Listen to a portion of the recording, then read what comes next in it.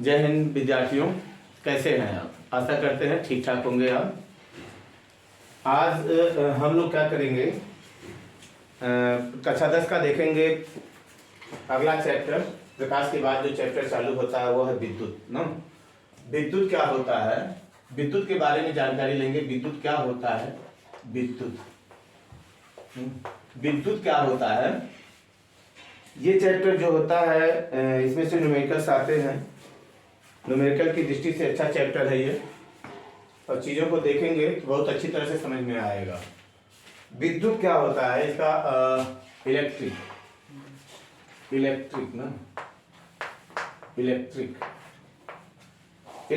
Chapter का नाम है विद्युत। हम लोग देखेंगे इसमें विद्युत की क्या होता है ना। विद्युत की क्या होता है, विद्युत की किसे कहते हैं, वैद्युत की किसे कहते हैं, वैद्युत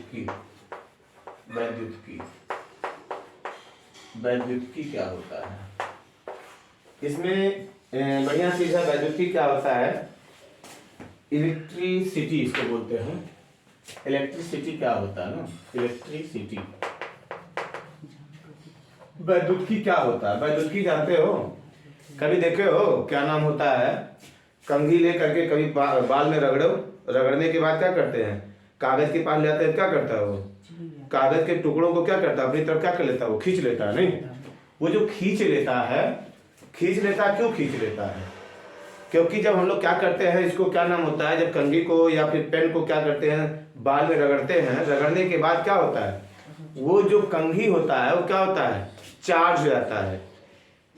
चार्ज मतलब उस पर क्या आता है, आवेश आ जाता है। क्यों आता है, क्योंकि इसमें से कोई किसी चीज पे आवेश कब आता है, जब इसमें से क्या हो, कुछ इलेक्ट्रॉन या तो क्या हो बाहर निकल जाए, या तो क्या हो जाए, इसमें आ जाए। परमाणु कैसा होता है, परमाणु क्या होता है, विद्युत उदासीन होता है ना। जो परमाणु होता है, इसमें जितने भी परमाणु या जो आपका क्या नाम होता है, कंघी होता है अथवा जो पेन होता है, पेन के जो परमाणु होते हैं वो कैसे होते हैं, विद्युत उदासीन होते हैं। विद्युत उदासीन का मतलब क्या होता है, उसमें जितने प्रोटॉन होते हैं उतने क्या होता है, इलेक्ट्रॉन। नाभिक में जितना प्रोटॉन होगा, बाहरी इलेक्ट्रॉन, नाभिक के बाहर क्या होते हैं, उतने ही क्या होते हैं, इलेक्ट्रॉन। तो जितने प्रोटॉन उतने इलेक्ट्रॉन, इसलिए क्या होता है, जितना धन होता है उतने क्या होता है, ऋण होता है। धन और ऋण दोनों बराबर होने के कारण जो पूरा आवेश होता है परमाणु में कितना हो जाता है, 0। जितना धन उतना ऋण, +3 और -3 जोड़ेंगे क्या होगा, वो 0 हो जाएगा। तो कोई भी पार्टिकल आवेशित कब होता है, इस पे आवेश कब आता है। अब देखो, मान लो जो आपका क्या नाम होता है, कोई परमाणु है, परमाणु में से अगर कुछ इलेक्ट्रॉन निकाल दे तो इलेक्ट्रॉनों की संख्या क्या हो जाएगी, किससे कम हो जाएगी, प्रोटॉनों की संख्या। पहले क्या था, प्रोटॉन और इलेक्ट्रॉन दोनों क्या थे, बराबर थे ना। जितना प्रोटॉन था उतना इलेक्ट्रॉन था। अब अगर हम लोग क्या किए, उसमें से कुछ इलेक्ट्रॉनों को बाहर कर दिए तो धन की संख्या क्या हो गई, बढ़ गई। और अगर मान लो बाहर से कहीं से इलेक्ट्रॉन उसमें आ जाए, पहले प्रोटॉन इलेक्ट्रॉन बराबर थे, बाहर जब इलेक्ट्रॉन आ जाएगा तो क्या हो जाएगा, किसकी संख्या अधिक हो जाएगी, ऋण की संख्या अधिक हो जाएगी। तो जो पदार्थ होगा कैसा हो जाएगा, ऋण आवेशित हो जाएगा। यानी कोई पदार्थ धनावेशित कब होता है, जब उसमें से इलेक्ट्रॉन क्या होता है, निकल जाता है। और ऋण आवेशित कब होगा, जब उसमें क्या होगा, इलेक्ट्रॉन बाहर से क्या होता है, आ जाता है। नहीं, तो जब हम लोग कंघी को क्या करते हैं, कंघी से क्या करते हैं, जब बाल को रगड़ते हैं तो कंघी क्या होता है, आवेशित हो जाता है। यानी कंघी में से या तो कुछ इलेक्ट्रॉन क्या होंगे, बाल में चले जाएंगे। जब कंघी में से इलेक्ट्रॉन बाल में चले जाएंगे, कंघी कैसा हो जाएगा, धनावेशित। और अगर बाल में से कुछ इलेक्ट्रॉन कहाँ आ जाएंगे, कंघी में आ जाएंगे, तो कंघी क्या हो जाएगा, ऋणावेशित। यानी जो कंघी होता है आवेशित हो जाता है ना। खाली इतना समझिए, कंघी क्या होता है, आवेशित हो जाता है। ये आवेश जो उत्पन्न होता है घर्षण के कारण, इसके बारे में डिटेल अध्ययन हम लोग करेंगे कक्षा 12 में। कक्षा 12 में होता है। तो देखिए, जब कंघी को क्या किया हम लोग, कंघी को रगड़े तो वो छोटे छोटे तिनकों को क्या किया, अपनी तरफ खींचने लगा ना।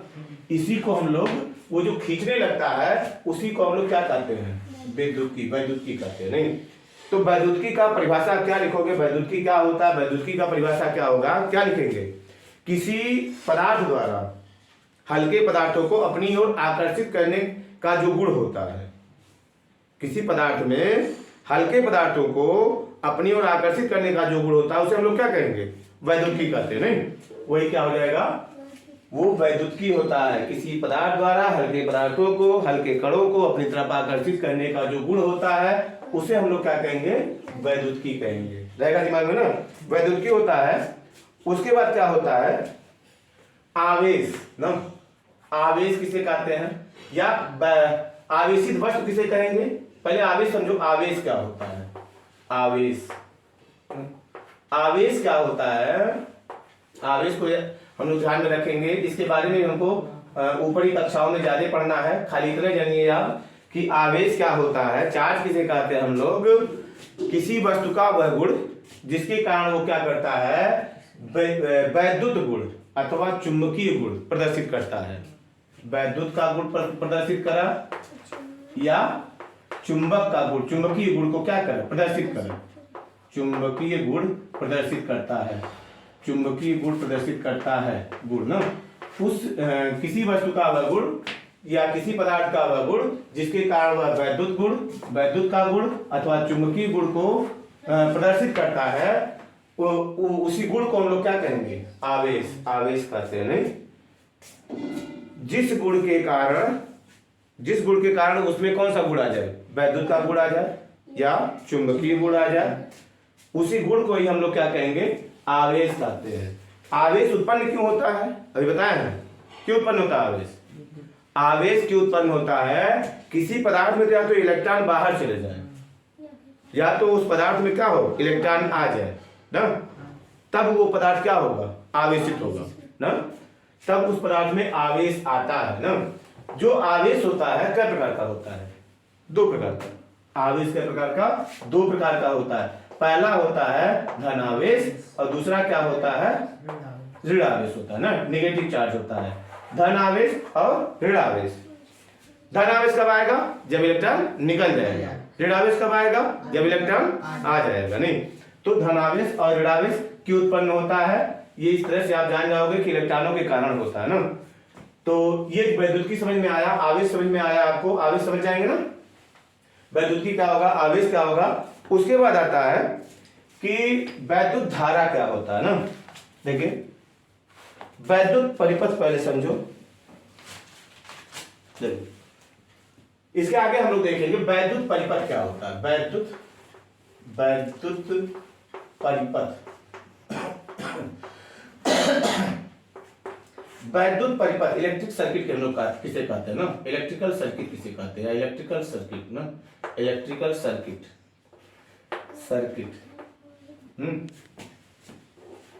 इलेक्ट्रिकल सर्किट क्या होता है? वैद्युत परिपथ क्या होगा? परिपथ, पथ माने क्या होता है? रास्ता ना।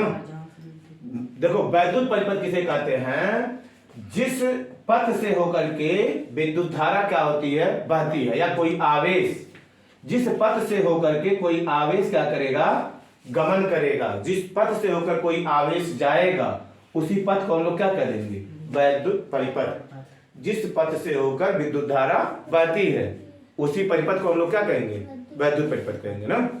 समझ में आ जाएगा ना, उसे हम लोग वैद्युत परिपथ कहते हैं।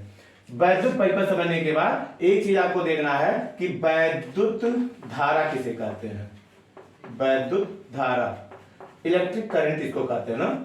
Electric current, what is electric current? Electric current. देखो, इलेक्ट्रिक करंट क्या होता है? एक सेकंड में किसी तार से या किसी चालक से होकर बहने वाले आवेश की मात्रा को या एकांक समय में प्रवाहित होने वाले आवेश की मात्रा को हम लोग क्या कहते हैं? वैद्युत धारा कहते हैं। नहीं, किसी परिपथ से एक सेकंड में प्रवाहित होने वाले आवेश की मात्रा को हम लोग वैद्युत धारा कहते हैं। वैद्युत धारा, एक सेकंड में जितना आवेश प्रवाहित होगा। तो I बराबर होता है वैद्युत धारा, I बराबर होता है Q अपान T होता है ना। Q क्या है? आवेश है। बात समझ में आया?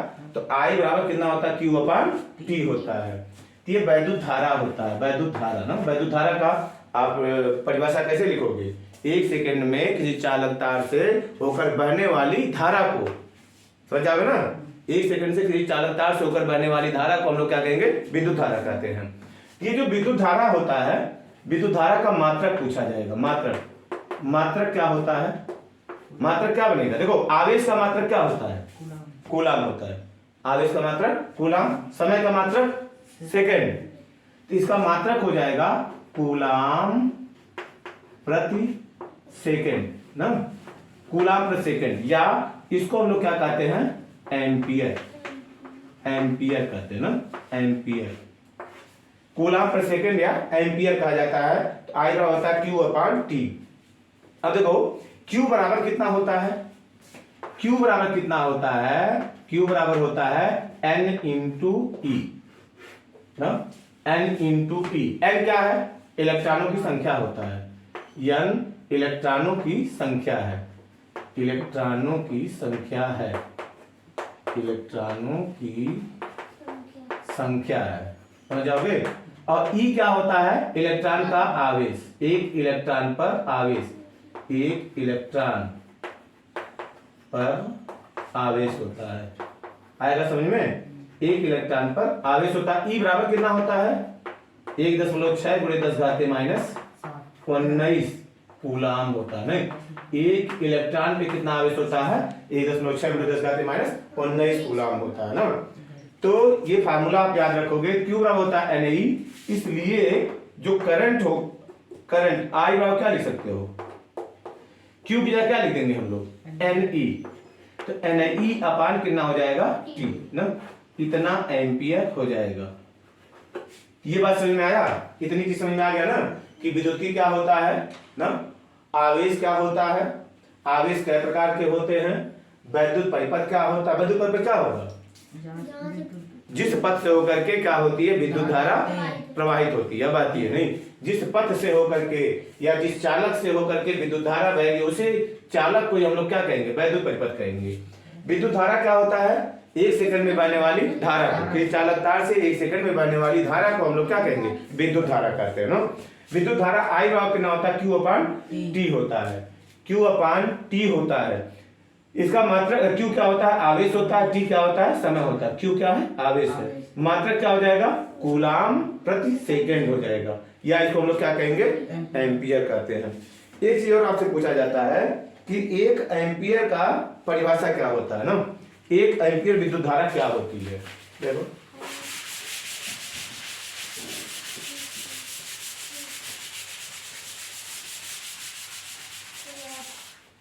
एक एम्पियर विद्युत धारा क्या होती है, देखिए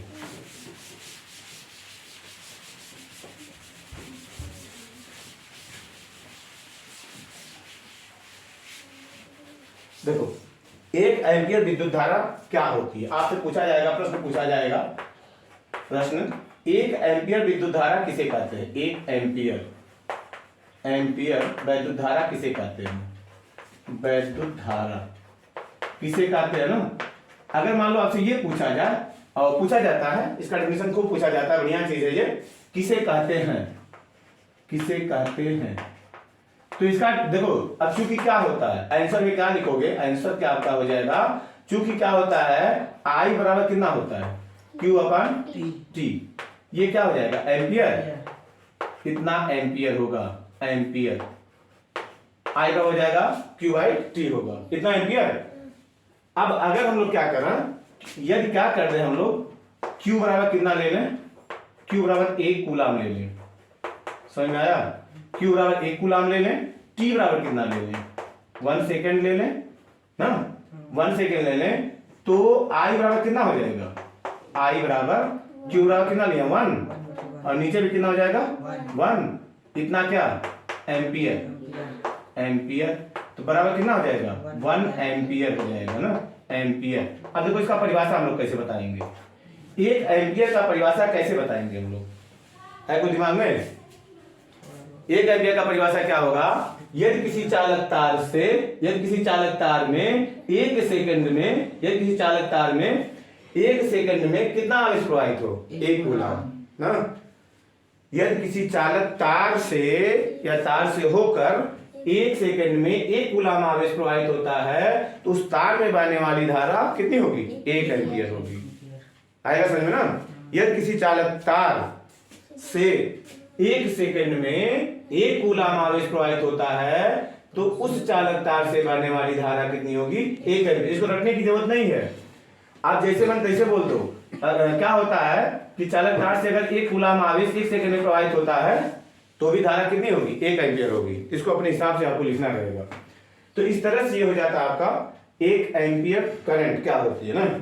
फिर एक चीज देखो, इस पे थोड़ा सा हम लोग देख लेते हैं, कुछ सवाल आते हैं, आप लोग लगाओ, देखो सवाल कैसे आएगा। पहले देखो, मान लीजिए एक एग्जांपल लेते हैं हम लोग, एग्जांपल लेते हैं। मान लीजिए किसी चालक तार से 15 सेकंड में, 15 न लो 12 सेकंड में लेते हैं, 8 सेकंड में, यदि किसी चालक तार से, यदि किसी चालक तार से 8 सेकंड में मान लो दिया है 8 सेकंड में 10 के घाते मान लो 22 इलेक्ट्रॉन, 10 घाते 22 इलेक्ट्रॉन गुजरते हैं, तो चालक तार से बहने वाली धारा कितनी होगी? तो चालक तार से बहने वाली धारा कितनी होगी? चालक तार से बहने वाली धारा कितनी होगी? बहने वाली धारा कितनी होगी?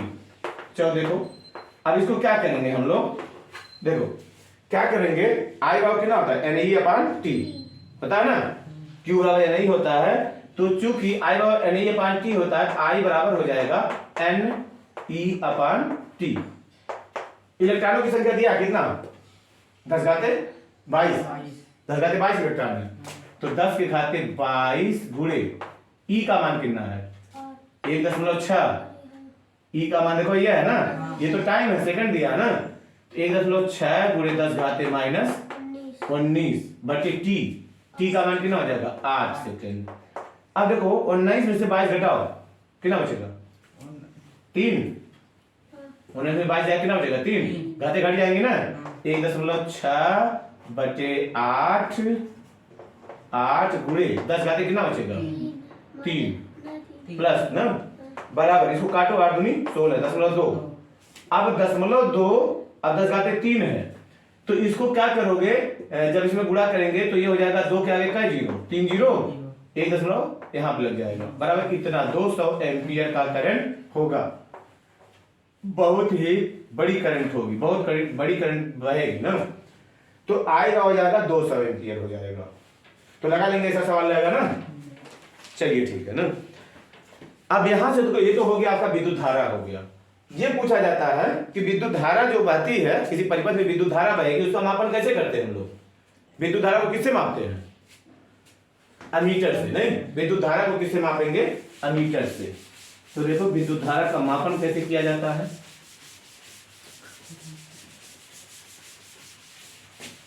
ये सब याद रहेगा ना कि जो इलेक्ट्रॉन का आवेश कितना होता है, 1.6 × 10⁻⁻19 होता है ना, तो ध्यान में रखना इसको। देखो अब जो धारा होता है, धारा का मापन कैसे किया जाता है? धारा का मापन किस यंत्र से करेंगे? अमीटर से करते हैं। नहीं, धारा का जो मापन करते हैं अमीटर से करते हैं, अमीटर से ना। अमीटर होता है, इसका संकेत होता है ए, ऐसे ए बना रहेगा, उसको हम लोग अमीटर कहते हैं ना। तो विद्युत धारा का मापन किससे होगा? अमीटर से होगा। तो ये पूछा जाएगा कि अमीटर जो होता है किसी वैद्युत परिपथ में कैसे जोड़ते हैं हम लोग, उसका परिपथ आरेख बनाओ। अमीटर जोड़ने के लिए परिपथ आरेख पूछा जाता है। अमीटर परिपथ में जोड़ने के लिए, परिपथ में जोड़ने के लिए परिपथ आरेख बनाओ, के लिए परिपथ आरेख बनाओ, परिपथ आरेख बनाओ। बात समझ में आया? परिपथ आरेख पूछा जाएगा। अमीटर परिपथ में जोड़ने के लिए परिपथ आरेख। परिपथ आरेख देखो कैसे बनाएंगे। जो अमीटर होता है, अमीटर को किसी परिपथ के हम लोग श्रेणी क्रम में जोड़ते हैं ना। विद्युत धारा का मापन करने के लिए अमीटर को कहां जोड़ेंगे हम लोग? श्रेणी क्रम में जोड़ेंगे। तो मान लीजिए आपका, मान लो ये आपका कोई क्या है, ये प्रतिरोध है, ये प्रतिरोध है। अभी प्रतिरोध जानेंगे क्या होता है। ये प्रतिरोध है, इस प्रतिरोध में कितनी धारा जा रही है, धारा का मापन करना है। इसमें कितनी धारा जाए, धारा का मापन करना है। इसमें इसके हम लोग क्या करेंगे, श्रेणी क्रम में जोड़ देंगे, अमीटर को यहाँ जोड़ देंगे ना। ये श्रेणी क्रम होता है। श्रेणी क्रम और समांतर क्रम भी आगे हम लोग देखेंगे। परिपथ आरेख इसी तरह बनाएंगे। यहाँ पे क्या करेंगे, बैटरी लगा देंगे इस तरह से। ये बैटरी होता है ना, बैटरी का संकेत होता है। ये बैटरी का संकेत होता है। यहाँ पे क्या लगा देंगे, ये कुंजी लगा देंगे। कुंजी होता है स्विच। उसके बाद क्या करेंगे, इसको यहां से जोड़ देंगे। ये आपका बन जाता है अमीटर, हो जाता है ना, अमीटर हो जाता है।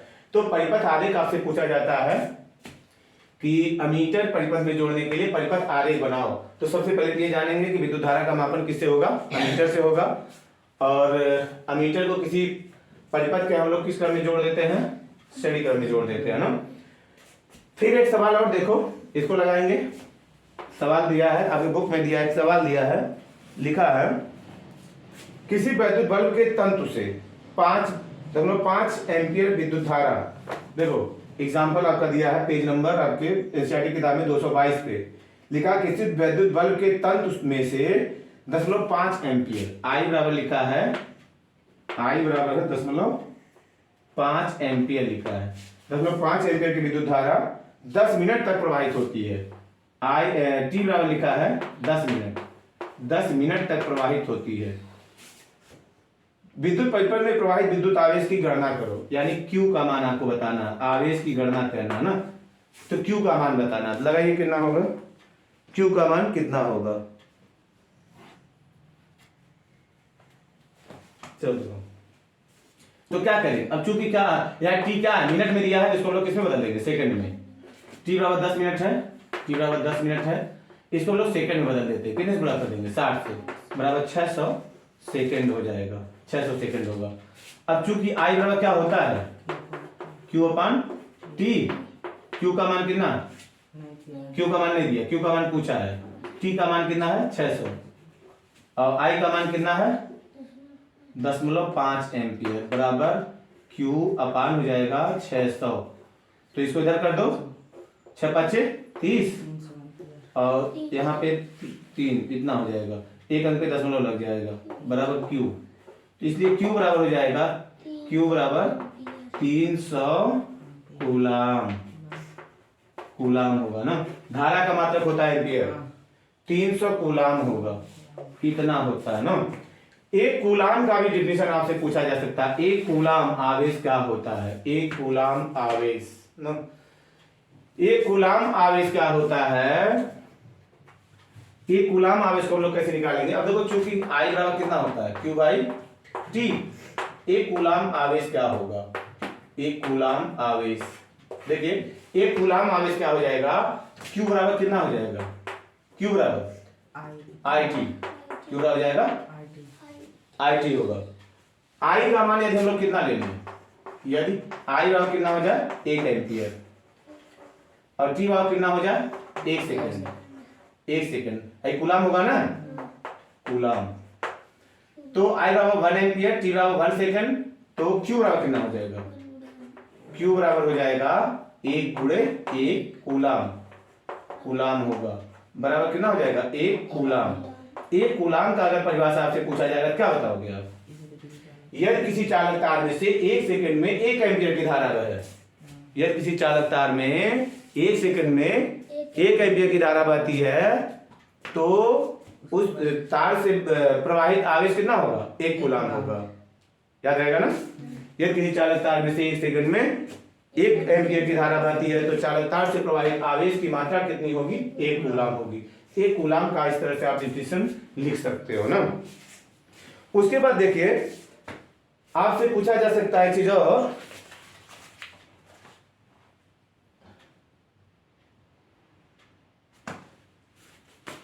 वैद्युत विभव और वैद्युत विभवांतर पूछा जाता है ना। तो चलिए ठीक है, अगले वीडियो मिलते हैं। वीडियो लंबी ना कर करके छोटा कर देते हैं, इन चीजों को आप रिवीजन करेंगे, फिर अगले वीडियो में मिलेंगे। तब तक के लिए जय हिंद, जय भारत।